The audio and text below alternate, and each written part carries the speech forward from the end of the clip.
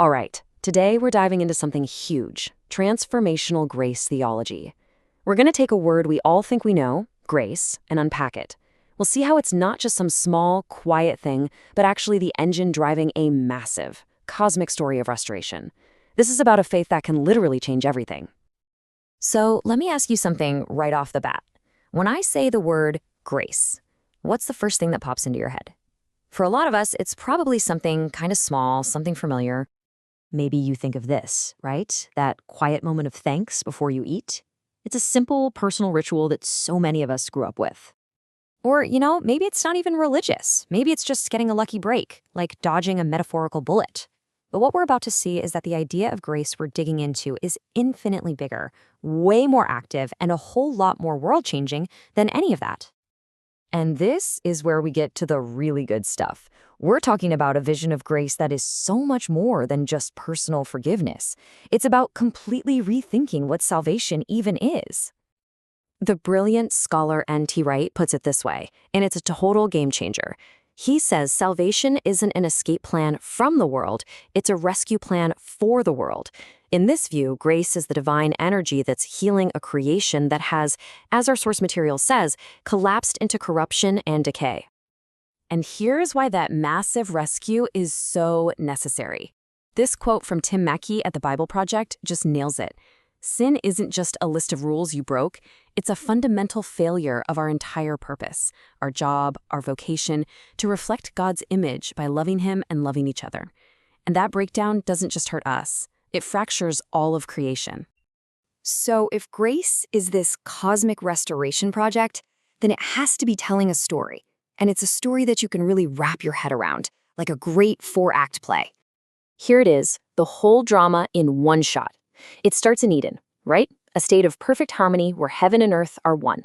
Then boom, the fall, a deep, painful rupture. But that is not where the story ends. Jesus kicks off the rescue mission, and the whole plot is moving toward this incredible final act, a new, restored creation. Grace is the thread tying it all together, from the break to the rescue to the final healing. Listen to how powerful this is. This quote just perfectly captures what happened in that moment of rupture. It wasn't an accident. It was a choice, choosing the echo, the imitation instead of the real thing. And the result? A crack that ran right through the heart of paradise. This is the problem that grace is here to solve. Okay, so this story is huge. It's cosmic. How on earth do we find our way through it? Well, thankfully, the theologian John Wesley basically gave us a map, a way to understand how these stages of restorative grace work both in history and in our own lives. This is just brilliant, really. This framework connects that giant Bible story to our personal journey. It lines up the 3 biggest rebellions in the story with Wesley's 3 movements of grace. So prevenient grace is God's first move toward us after the fall. Justifying grace is that big cleansing moment, like a reset button. And sanctifying grace is the lifelong process of healing our pride and becoming the people we were made to be. Let's just zoom in on that middle one for a second. Justifying grace. This is the one most of us think of when we hear the word grace. It's that moment of pardon, of being declared okay, of being put right. And the key thing is, it's not something we earn. It's a pure gift, received by faith, that fixes our broken relationship with God. The story of the prodigal son is probably the best picture of this you'll ever find.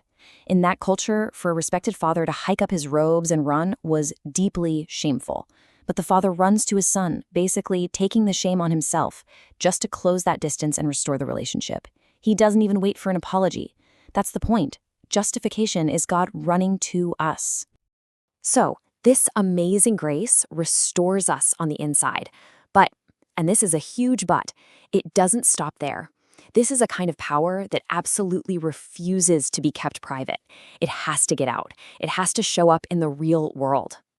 This is one of John Wesley's most famous lines, and it's a real bombshell. He's basically saying that if your faith, your experience of God's grace, doesn't spill out into a real, active, tangible love for other people, then it's not the real thing. True holiness for him is always social. It always has an address. Think of it like this. You have these works of piety on one side, the inward stuff, like prayer and reading scripture. That's the fuel you put in the tank. But the whole point of fuel is to make the car go. And that's the works of mercy, the outward stuff, The real, tangible actions that serve the people around you. Grace fuels our inner life, and that inner life has to overflow into acts of love. It's a complete circuit. And Wesley, being super practical, boiled this whole thing down to 3 simple, powerful rules for life. First, just stop doing damage. Do no harm. Second, get proactive. Go out and do good. And third, stay plugged into the source. Keep attending to all those things that fill you up with grace. It's a simple, everyday game plan for a life that's been totally transformed. So, what's our part in all this? Where do we fit in? Because this isn't just a cool theological idea to think about. It is an active invitation to find your role in this massive story of cosmic restoration. Here's the logic, plain and simple. God's grand project to heal the entire world starts by healing people. First, justification gets our relationship with God right. Then, the new birth that follows gives us the power to step back into our original human purpose, our vocation, to be agents of God's love and care right here on earth. And this is so crucial. We're not just spectators watching God work. We are called to be partners. This connects what we do today all the way back to the Garden of Eden, where humanity's first job was to work with God. Through grace, that original job is restored, and we get to be part of God's putting right project. So that leaves us with the million-dollar question, doesn't it?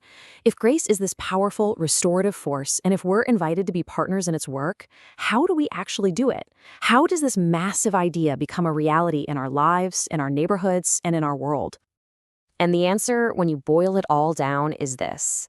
The world gets remade by love.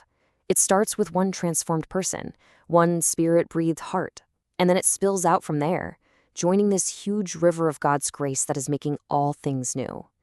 And that, right there, is the power and the promise of transformational grace.